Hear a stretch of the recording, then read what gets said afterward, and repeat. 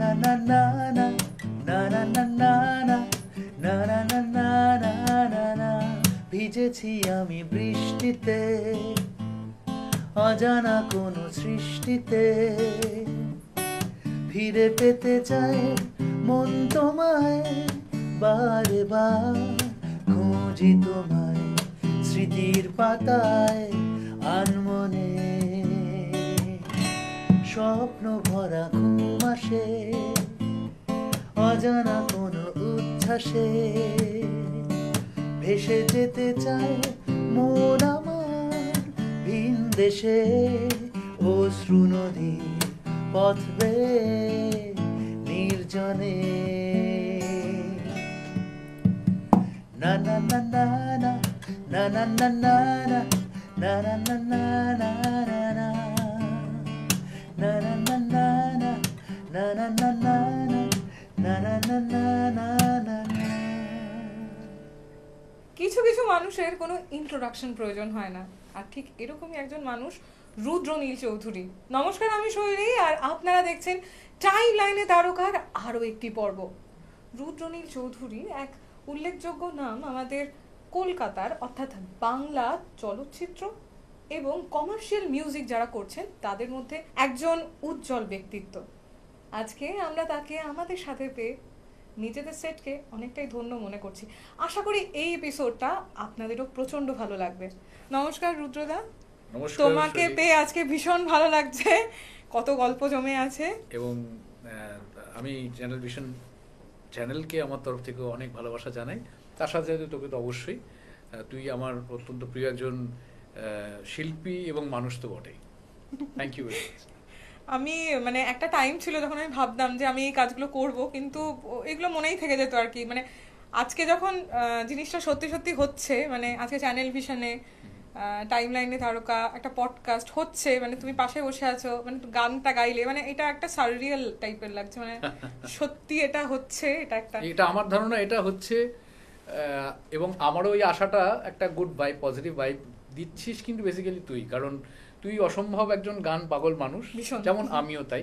হ্যাঁ, তো এই গান পাগল মানুষগুলো যখন একত্রিত হয় তখন আমাদের তো গানের বাইরে বা আর্টের বাইরে আলোচনাটা খুবই কম হয়। হ্যাঁ, কিন্তু সেটাও লাইফের পার্ট হিসেবে আসে, বাট আমরা ভীষণ এনজয় করি যখন আমরা এই বিষয়গুলো নিয়ে আলোচনা করি। So thank you very much again for inviting me. গানের কথা যখন তুমি বলছিলে, আমি একটা মানে ইদানিংকালে দেখছি আমি যে মৌলিক গান, এটা না রুদ্রদা কোথাও একটা, তুমি গিটারটা বরং একটু রেখে নাও, সেটেল হয়ে নাও। হ্যাঁ, তো এমনি জাস্ট কথাতেই আসছে, প্রসঙ্গেই আছে যে মৌলিক গান এখন অনেকেই লিখছেন, নতুন করে কাভার হচ্ছে।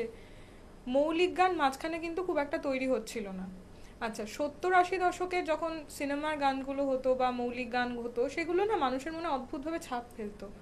বা তোমাদের ব্যান্ডের টাইমটা তো আমি বলছি, যে তোমাদের ব্যান্ড যেটা আমাদের দ্য মিসিং লিঙ্ক ইন্ডিয়া, যেটা তুমি খুব একজন খুব প্রমিনেন্ট মেম্বার ওখানের, তোমাদেরও যে গানগুলো আমাদের খুব মানে মনে থেকে যাওয়ার মতো, সেই রকম গান এখন কেন তৈরি হচ্ছে না? গান তৈরি হচ্ছে, কিন্তু গান তৈরি হচ্ছে না এমনটা নয়। এখন সমসাময়িক সময়েও এমন বহু শিল্পী, লিরিসিস্ট তাঁরা বা কম্পোজার তাঁরা কিন্তু তৈরি করছেন।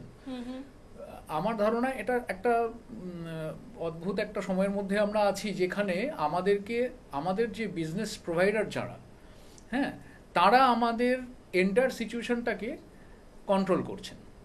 এবং মোস্ট মানে বেশিরভাগ ক্ষেত্রেই যেটা দাঁড়াচ্ছে, তারা বিজনেসের দিকটা ভাবুন, অসুবিধে নেই, কিন্তু বিজনেসটা করতে গিয়ে ওনারা যেটা করছেন, ওনারা গান বাজনার লোক না হয়েও ওনারাই বলে দিচ্ছেন বা ওনারাই ডিসাইড করে বলে দিচ্ছেন মানুষ এই জিনিসটা নেয় না, আপনি এটা করবেন না। সমস্যাটা আমাদের হয়ে গেছে সেখানে। তুই যেটা বলছিলাম যে ধর 60-70 দশক থেকে বা আমাদের গোল্ডেন টাইম অফ মিউজিক, আমরা এরাটাকে যেটাকে বলি, সেটাকে নিয়ে পরপর কিন্তু দারুণ দারুণ সব কম্পোজিশন তৈরি হয়েছে। এবং সেগুলো আমি কত আর মিউজিক ডিরেক্টরের নাম করবো, মানে প্রায় তখন যে কজন ছিলেন, সলিল চৌধুরী, আর ডি বর্মন থেকে শুরু করে প্রত্যেকে, ইভেন প্রমিনেন্ট সিঙ্গারও যারা ছিলেন, হেমন্ত মুখার্জি, কিশোর মান্না দে কুমার, ছিলেন, মান্না দে, কিশোর কুমার, এরা হ্যাঁ। নিজেরাও এক একজন দুরন্ত কম্পোজার ছিলেন। একদমই তাই। তো গৌরীপ্রসন্ন মজুমদার, তারপরে এবং তার সাথে সাথে আরো অনেক প্রচুর ভালো ভালো লিরিসিস্ট ছিলেন। তো কাজ তখনও যেমন ভালো হয়েছিল, পরবর্তী সময়ে স্রোতের মতো তো কিছু না কিছু সময় কোয়ালিটি ওয়াইজ কিছুটা ভাটা পড়ে বা আবার আসতে থাকে। তো সেই হিসেবে দাঁড়িয়ে দেখলে কিন্তু এখন সেই আন্দাজে কোনো অংশে খারাপ কাজ কিন্তু আমরা যেটুকু ব্যক্তিগত সূত্রেও শুনি কম হয় না, যথেষ্টই ভালো হয়। কিন্তু সমস্যা ওই আবার বললাম যে আমাদের বোধহয় আরেকটু যারা বিজনেস করছেন তাদেরকে ভাবতে হবে যে না, নতুন কিছু, নতুন ধরনটাকেও আমরা যেন মার্কেটে সবার সামনে ইকুয়ালি তুলে ধরতে পারি, যতটা না পপুলার ফরম্যাটটাকে তুলে ধরো। আর আমার এটার সাথেই আমি আর একটা সংযোগ করেই আর একটা প্রশ্নে যাচ্ছি, সেটা হচ্ছে যে এখনকার দিনে ধরো আমি আমাদের জেনারেশনের কথাই বলছি, যে আমরা যারা ধরো গান বাজনা করছি আমাদের কি পেশেন্স লেভেলটা একটু কমে গেছে? কারণ আমি শুনেছি যে তোমাদের টাইমটা তো তোমরা ভয়ঙ্কর স্ট্রাগল করতে, তখন না ছিল আমাদের সোশ্যাল মিডিয়া, তোমাদের বা মানে তখন যারা ফেমাস হতেন, মানে তোমাদের কথাই বলছি আমি, ধরো চন্দ্রবিন্দু হোক, ভূমি হোক বা দ্য মিসিং লিঙ্ক ইন্ডিয়া হোক, আমি তিনটে ব্যান্ডকে মানে নির্দিষ্ট করেই বলছি, তোমাদের সময় তখন সোশ্যাল মিডিয়ার এত প্রচার ছিল না, কিন্তু মানুষ ওই গানের মাধ্যমে তোমাদের সবাইকে চিনে যেত। মানে এটা তো একদম ঠিক। কৃতদাসীমা বললেই সবাই জানে যে দ্য মিসিং লিঙ্ক ইন্ডিয়া। ঠিক। আজকে অস্তিত্ব যখন অ্যালবামটা রিলিজ করলো, আমরা তখন ছিলাম, মানে মুহূর্তের মধ্যে ভিউটা পৌঁছে গেল সোশ্যাল মিডিয়ার কত, কিন্তু আমরা যখন কিছু করতে যাই, আমি আমাকে ইনক্লুড করেই বলছি, আমরা কিন্তু অত ভিউটা পাই না।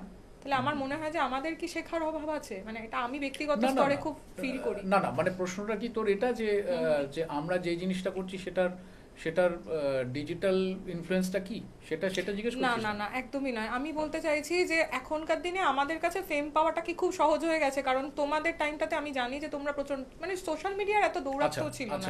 দৌরাত্ম বলবো না, যে এতগুলো ওপেনিং।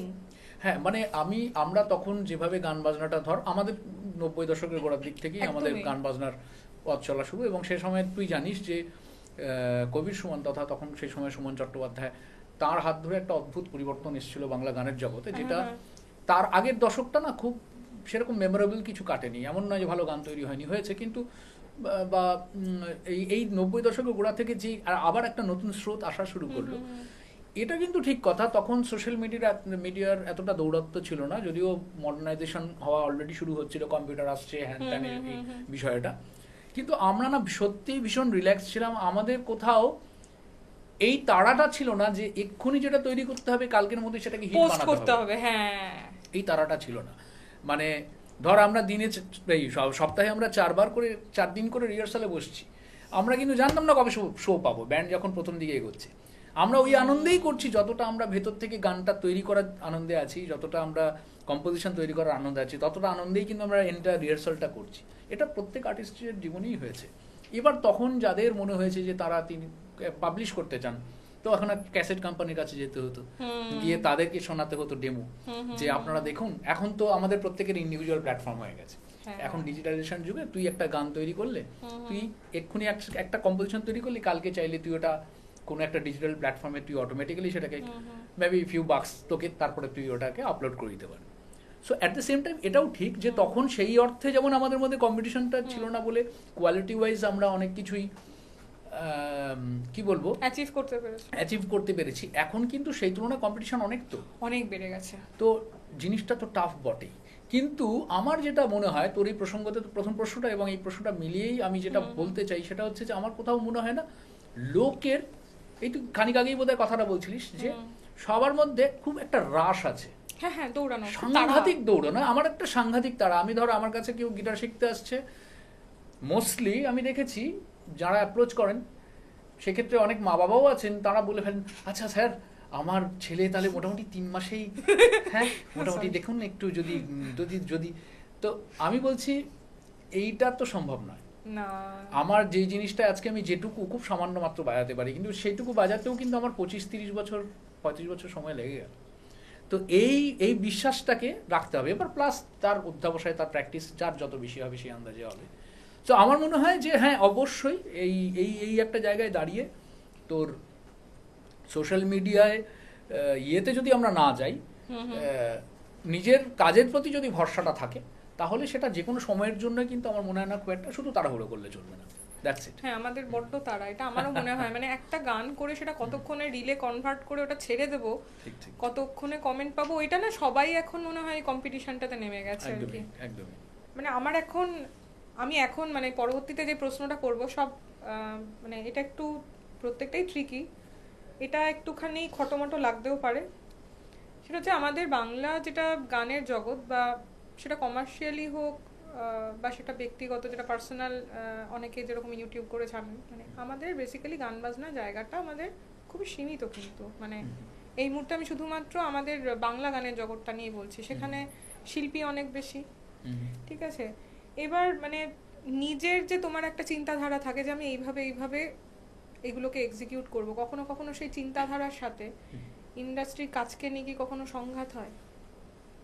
মানে আমি যেটা করতে চাইছি সেটা করতে পারছি কিনা? হ্যাঁ, মানে আমি জানি যে কাজটা এখন এই মিউজিকটা এখানে দিলে খুব ভালো লাগবে শুনতে, কিন্তু সেখানে আমার মৌলিক চিন্তাধারা কি কখনো ব্যাহত হয় আমার বেশিরভাগ ক্ষেত্রেই ব্যাহত হয় থাকা মানুষের জন্য? বেশিরভাগ ক্ষেত্রেই ব্যাহত হয়, এবং ব্যাহত হয় ওই ওই ওই যে জিনিসটা বলছিলাম যে তখন পুরোনো আমলেও ধর এটা আমরা আমাদের শোনা কথা যে একজন একটা কাজের, যে কোনো একটা কাজে, ধর সেই অ্যাডের কাজই হোক কি ফিল্মের কাজই হোক কি একটা থিয়েটারের কাজই হোক, যেখানে 4-5টা আর্টিস্ট, 4-5 গোত্রের আর্টিস্ট, তারা একত্রিতভাবে মিলিতভাবে একটা কাজ করতে চলেছেন, কেবল তাদেরকে কেউ একটা প্রডিউস করছেন। তো at the same time producer কিন্তু ভীষণভাবে ভরসা রাখতেন যে না, আমি ডিরেক্টরের উপর ভরসা রাখবো, হ্যাঁ, যে তিনি যে কাজটা করছেন এটা উনি expert, so he'll take the decision to make it final, আমি ওখানে কোনো ইন্টারফেয়ার করবো না। সো এই ইন্টারফেরেন্সটা অবশ্যই আমরা ফিল করি।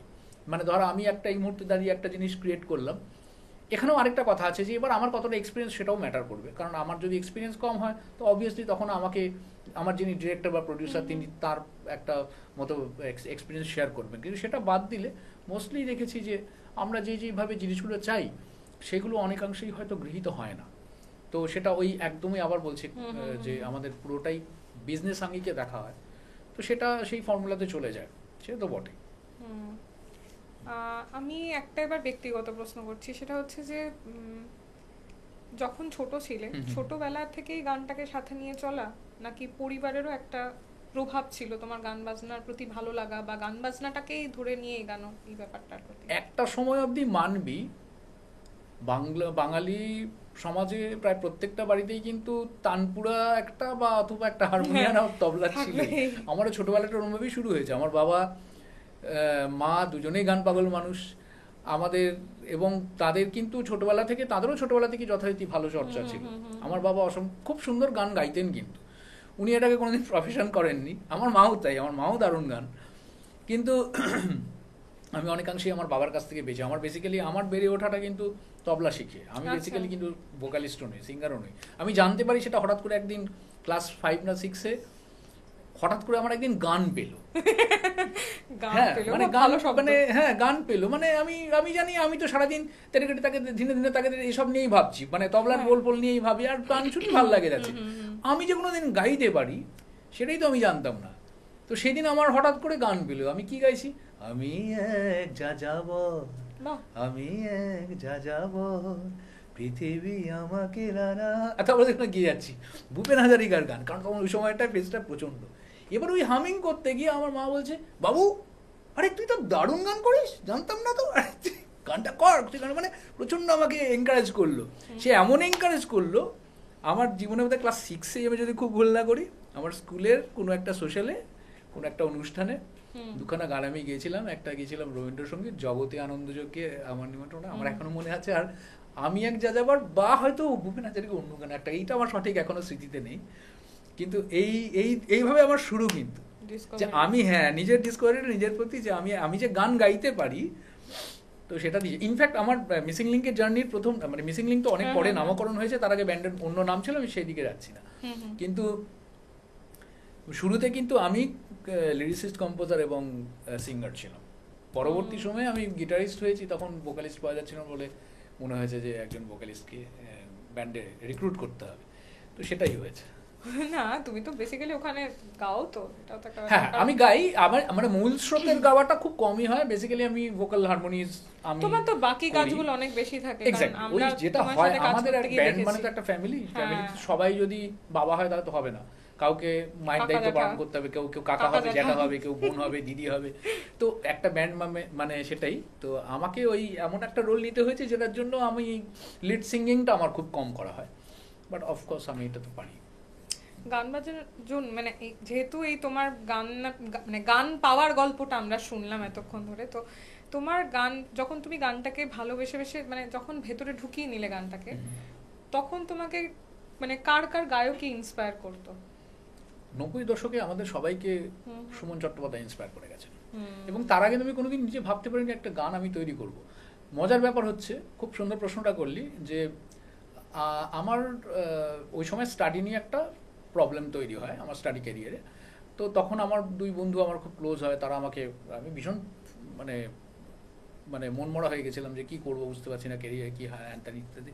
তো ওরা আমাকে প্রথম আসে, এটা প্রবাবলি 95-এর গোড়ার দিকটা হবে, তখন আমি অলরেডি গ্র্যাজুয়েশন হিসেব মতো পার্সু করছি।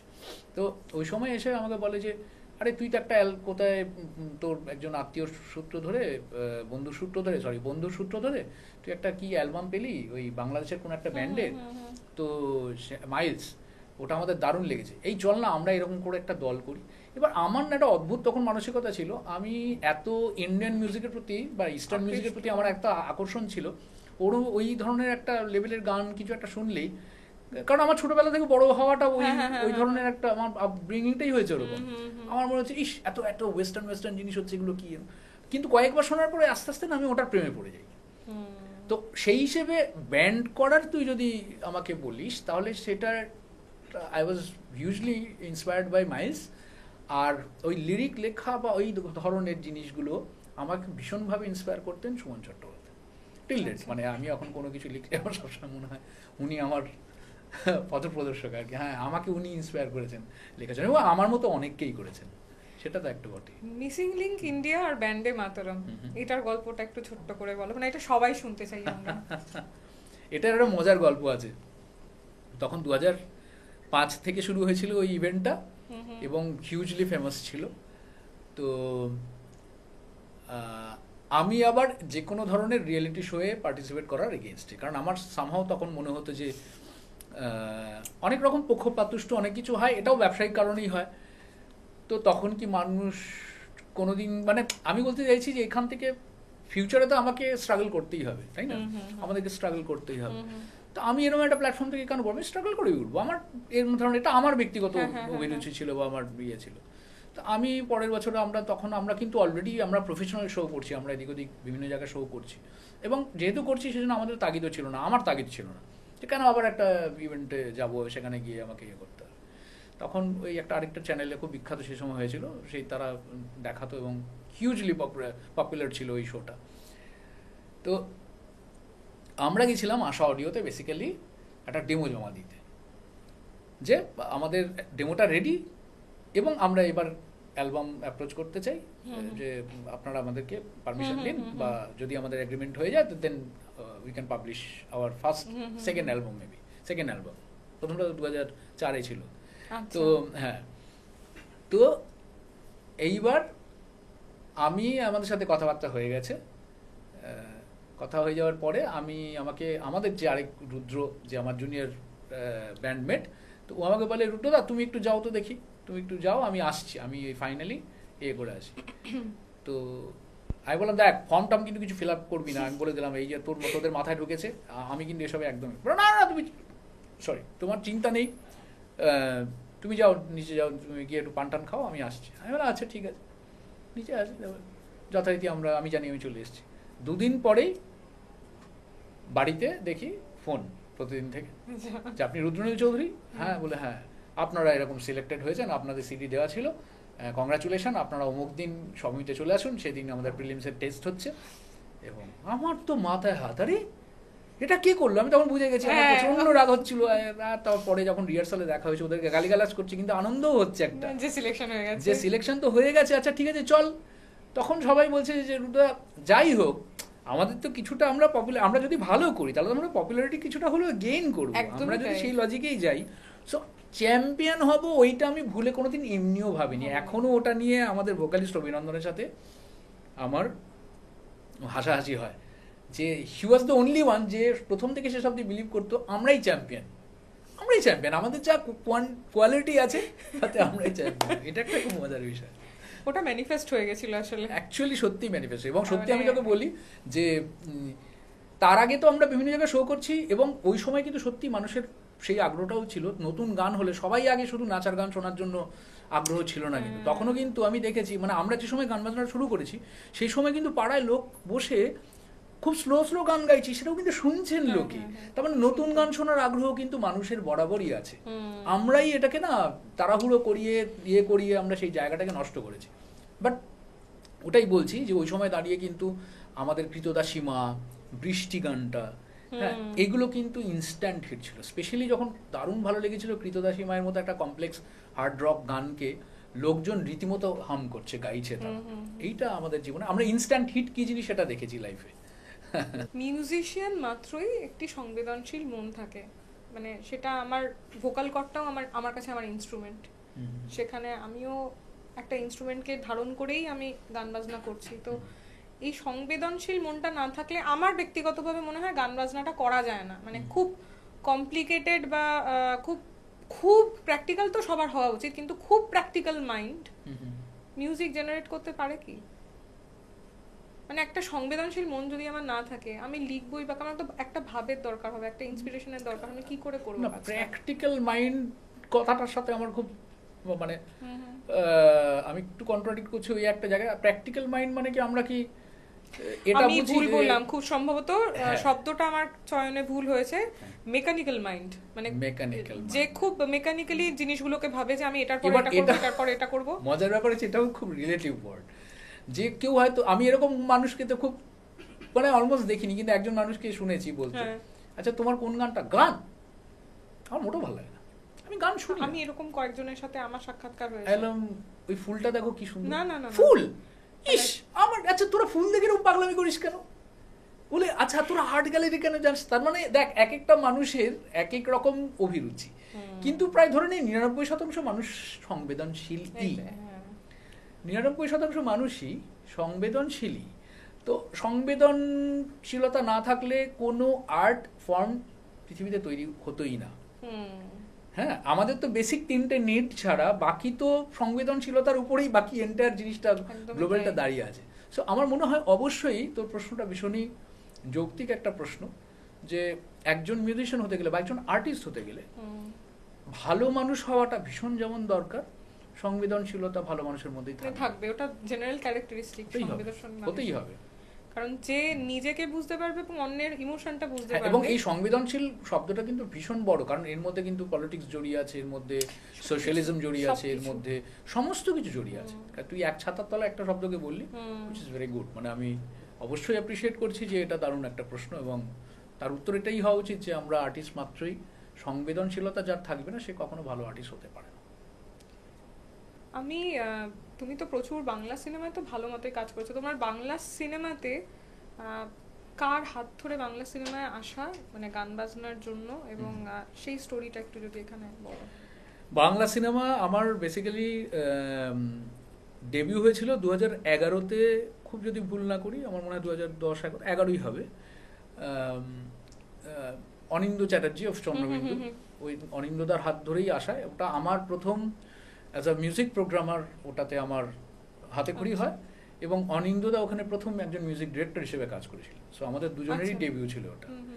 তো এইটা ছিল আমাদের প্রথম আমার, এবং ওনার হাত ধরেই ইনফ্যাক্ট আমার ফিল্ম ইন্ডাস্ট্রিতে সাফল্য পাওয়া বা সেই অর্থে বড় ব্যানারের কাজ হতো। যদিও তার আগে গোয়েন্দা গোগল বলে একটা সিনেমার কাজ আমরা আমি শুরু করেছিলাম শ্রমিক সিনহার সাথে। আনফর্চুনেটলি ওটা মাঝপথে আমি বাদ পড়ে যাই। কেন বাদ পড়ে যাই সেটা আমি এখনো জানতে পারিনি, কিন্তু না হলে হয়তো ওটাই প্রথম হতো। সিনেমাটা দেখেছিলাম মনে হয়, গোয়েন্দা গোগল এসেছিল তো। হ্যাঁ হ্যাঁ ছিল, বাট যা হোক, কিন্তু সেই অফিসিয়ালি আমার মনে হয় অলিক সুখ হচ্ছে আমার প্রথম সিনেমা যেটাতে আমি কাজ করেছি। তারপরে পরবর্তী সময়ে অনিন্দ্যদার সাথে অনেক ফিল্মেই, অনিন্দ্যদার সাথে ইনফ্যাক্ট অনিন্দ্যদা যে কটা ফিল্মেই কাজ করে, যেমন ওপেন টি বায়োস্কোপ, যেটা ওনার ডিরেকশন ফিল্ম ডিরেকশন, সেখানে তো বটেই। এবং অনিন্দদা যে কোনো ফিল্মেরই কাজ করেন আমাকে কিছু না কিছু অ্যাসিস্ট্যান্সের জন্য নেয়নি, সেটা অ্যাজ এ মিউজিশিয়ান হতে পারে, অ্যাজ এ প্রোগ্রামার হতে পারে। তো সেই অর্থে হ্যাঁ ভালো ভালো, আমি হয়তো খুব সংখ্যাধিক্য ফিল্মে কাজ করিনি, কিন্তু বেশ ভালো কিছু মেমোরেবল সিনেমার কাজ করেছি ডেফিনেটলি। কারণ আমি যেহেতু ব্যক্তিগতভাবে রুদ্রদার সাথে কাজ করেছি, আমি জানি যে তোমার যে ইমেন্স একটা নলেজ আছে এবং এতগুলো ইনস্ট্রুমেন্টের প্রতি তোমার নলেজ আছে। শুধু যে গিটারের ব্যাপারে বলছি সেটা না, তুমি আমাদেরকে যখন ভোকালের ব্যাপারেও অনেক সময় অনেক কিছু বলো, আমি দেখেছি তোমার টিপসগুলো ভয়ঙ্কর কাজে লাগে। এটা আমি নিজেও ব্যক্তিগতভাবে বলেছি। মানে রুদ্রদা কোনো একটা সময় হয়তো আমাকে আইডেন্টিফাই করিয়েছো যে তোর ওয়েস্টার্নটা ভালো, তুই এটার দিকেও, ইন্ডিয়ানটা ছাড়া এটার দিকেও তুই নজর দে। মানে আমাদের না এখানে পরিস্থিতিটা এমন কি জানিস তো, আমাদের কেউ শুধু আমি এটা ধরো আমি একজন ক্লাসিক্যালি ইন্ডিয়ান ক্লাসিক্যালি আমি একজন এক্সপার্ট, কিন্তু আমি এই ফিল্ডে কাজ করতে চাইছি, আমি কিন্তু কাজ পাবো না। আর স্পেশালি যেমন আজকের দিনে দাঁড়িয়ে আমি আমার ইয়াঙ্গার জেনারেশনে যে কজন মিউজিশিয়ান আছে, ছেলে মেয়ে নির্বিশেষে সবাইকে একটা কথাই বলি যে গান বাজনা করছি মানে যার যেটা সাবজেক্ট সে সেটাতে শুধু এক্সপার্ট, তাহলে কিন্তু আজকের দিনে লড়াই করে কাজ পাওয়া খুব মুশকিল। তাকে কিন্তু সব ফিল্ডেই জায়গাটা রাখতে হবে, ঠিক আছে? যে কারণের জন্য একটা শুধু দোকানের থেকে মাল্টিপ্লেক্স বা আমাদের ইয়েগুলো এতটা বেশি চলে, হ্যাঁ মলগুলো এত বেশি চলে কেন হিসেব মতো, কারণ ওখানে এক ছাতার তলায় না অনেক কিছু পাওয়া যায়। তো তোকেও না খানিকটা হলেও সেরকম ধরনের একটা জায়গায়, মানে যে করবে, যে সাকসেস পেতে চায় তাকে কিন্তু রাখতে হবে। তো আমার কিন্তু এই করাটা কোনো ইম্পোজড জিনিস নয়, মানে আমি এটা করেছি আমার আগ্রহ চাই। যেমন আমি তোকে বললাম যে আমি তো গান গাইতাম, আমি চাইলেই মনে হতো দূর আমি গান ছাড়া বা লিরিক লেখা ছাড়া আমি আর তো কিছু করবো না। আমি চাইলে সেটা ভুল কি হতো না, আমি হয়তো সেভাবেই স্ট্রাগল করে বড় হতাম। কিন্তু আমার ন্যাক ছিল যে আরে ড্রামসটা কীভাবে বাজায়। ওই যে বাড়িতে যখন ড্রামস নিয়ে রিহার্সাল হতো, যেই ওরা চলে যেত আমি তো ড্রামসটা নিয়ে বসতাম, যেহেতু রিদমটা আমার সাবজেক্ট, আমার শিখতে খুব একটা অসুবিধা হয়। আবার বেস গিটার রাখা আছে, আমার মনে হয়েছে আমি গিটার বাজাই, বাট বেস গিটারের প্রতি খুব স্বাভাবিক সব গিটারিস্টের ন্যাক থাকবে। তো হয়েই তো গেল। আর বাকি পড়ে রইলো কিবোর্ড, ওটা যবে থেকে আমি প্রোগ্রামিংয়ের লাইনে ঢুকে গেছি তবে থেকে আস্তে আস্তে ওইটুকু টুকটাক সবই টুকটাক পারি, যেটা আমার মেইন সাবজেক্ট বাদ দিয়ে। তো কোনোভাবেই নয় না না, কিন্তু এটা বিনয়ের কথাও নয়, মানে আমার কাছে এক্সেলেন্সটা যেই আন্দাজে, সেই আন্দাজে আমি যতটা ভালো গিটার বাজাতে পারি ততটা ভালো অন্য ইনস্ট্রুমেন্টে পারি না। বাট আমি যেহেতু প্রোগ্রামিং করি, আমার সেই নলেজটাকে অনেকটা আমার কাজে লেগে যায়, যেটুকুই আছে সেটুকু আমার কাজে লেগে যায়, সেটার জন্যই করা। আর যদি আমি বলি যে এটা তো গেল অনিন্দদার সাথে তোমার ব্যক্তিগত কাজের একটা যোগসূত্র।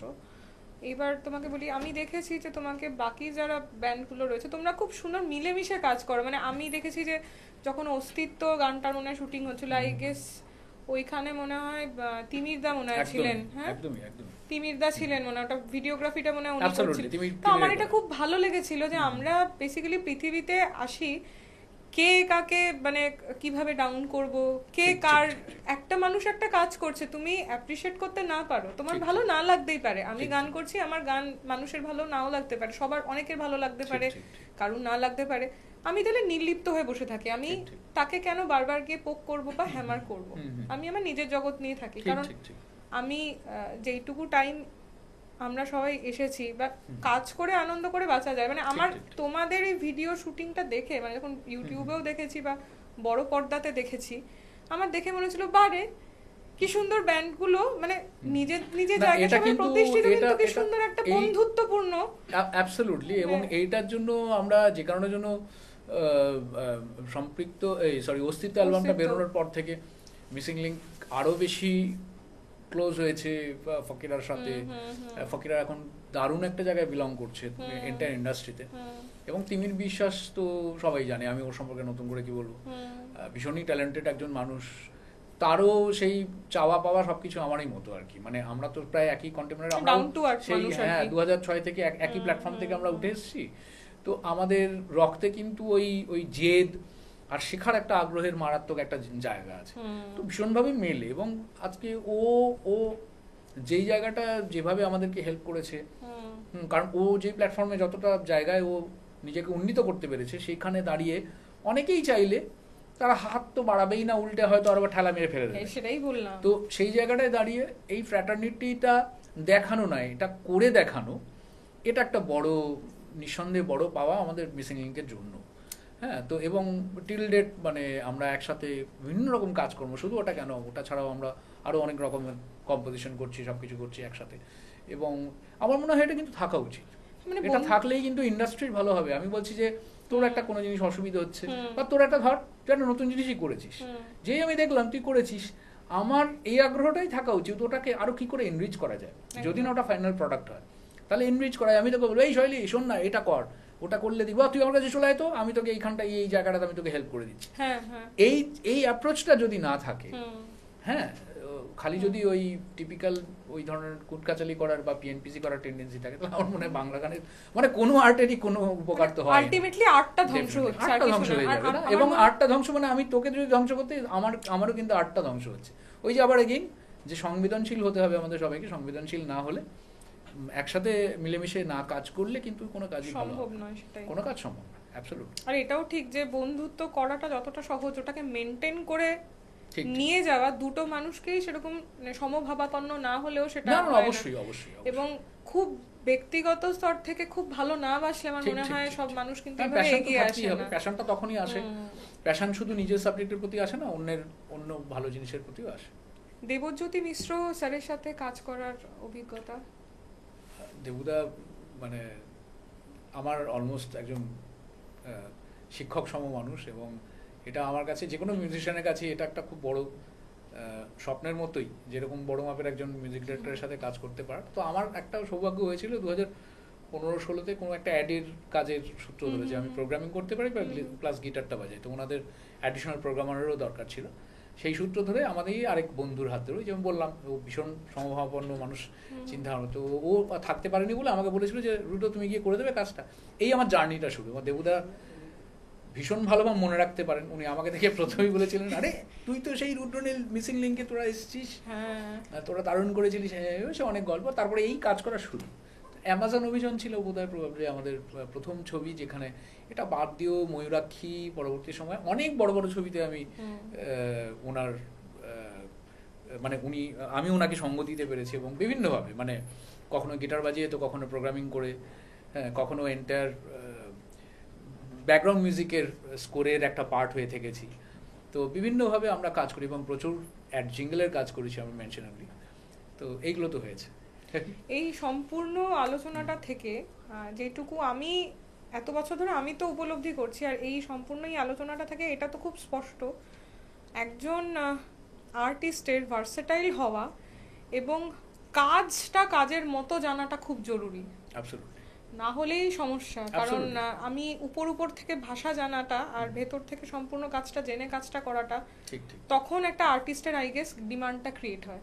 একদমই, কারণ মানে আমরা যদি আমাদের জানকারিটা সব দিক থেকে চালু রাখি, তো আমার মনে হয় সেটা যে কোনো কাজের জন্য, যে কোনো আর্টিস্টের জন্য সেটা ডেফিনেটলি খুব খুব হেল্পফুল হয়। আমি এটা সূত্র ধরে আরেকটা প্রশ্নতে যাচ্ছি, সেটা হচ্ছে যে যেমন আমি ভোকালিস্ট, একজন ভোকালিস্টের, তুমিও একজন ভোকালিস্ট অবশ্যই, একজন ভোকালিস্টের ইনস্ট্রুমেন্টের নলেজটা কতটা জরুরি? ভীষণ জরুরি। আমার মনে হয় যে কোনো মিউজিশিয়ান মানে হচ্ছে তাকে না, তুই যদি ধর সুরের ক্ষেত্রে হোস, মেলোডির ক্ষেত্রে হোস, তাহলে তোকে একটা রিদম ইনস্ট্রুমেন্ট জানতে হবে, এবং তার সাথে সাথে তোর অ্যাকম্প্যানিং, তোর গ্রুপের মেলোডি গ্রুপেরই কোনো একটা অ্যাকম্প্যানিং ইনস্ট্রুমেন্ট তোকে জানতে হবে। সেটা হারমোনিয়াম হতে পারে, সেটা তানপুরা হতে পারে, সেটা গিটার হতে পারে, পিয়ানো হতে পারে। ভীষণ জরুরি, এটা ভীষণভাবে হেল্প করে। আমার আপাতত এই পর্বের জন্য, এই দুটো পর্বের জন্য প্রশ্ন এই পর্যন্তই ছিল। আমরা আবার রুদ্রদাকে নিয়ে খুব শিগগিরই আরও একটা পর্বে ফিরে আসব। আমাদের এপিসোডটা তো এই পর্যন্ত আমি বললাম যদিও, কিন্তু রুদ্রদা সেটে আছে টাইমলাইনে তারকা, আর আমারও না একটু মানে আমারও আজকে রুদ্রদার মতোই একটু গান পেয়েছে। রুদ্রদা যদি সাথে কিছু করবো, চল একটা আমরা চেনা গান করি। আমরা মাঝে মধ্যে জানি অনেক অনুষ্ঠানের আগে গেয়েছি আমরা, অলমোস্ট ঘরোয়া অনুষ্ঠানে সেগুলো, যদি কিন্তু তোরও খুব প্রিয় গান, আমারও প্রিয় গান, আমার মনে হয় আমরা এটা করতেই পারি। 1 2 3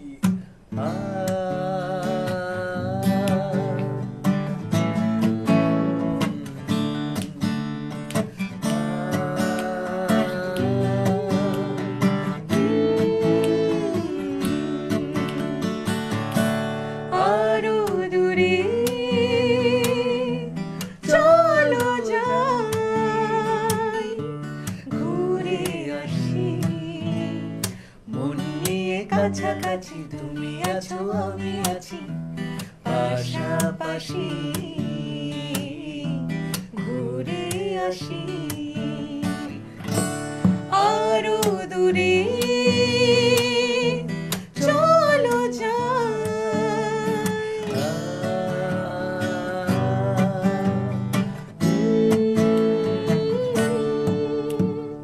পায়ে পায়ে পথ চলা সেই কথা হোক বলা পায়ে পায়ে পথ চলা সেই কথা হোক বলা সেই ধ্বনি যেন শুনি ভালোবাসি ভালোবাসি মন নিয়ে কাছাকাছি তুমি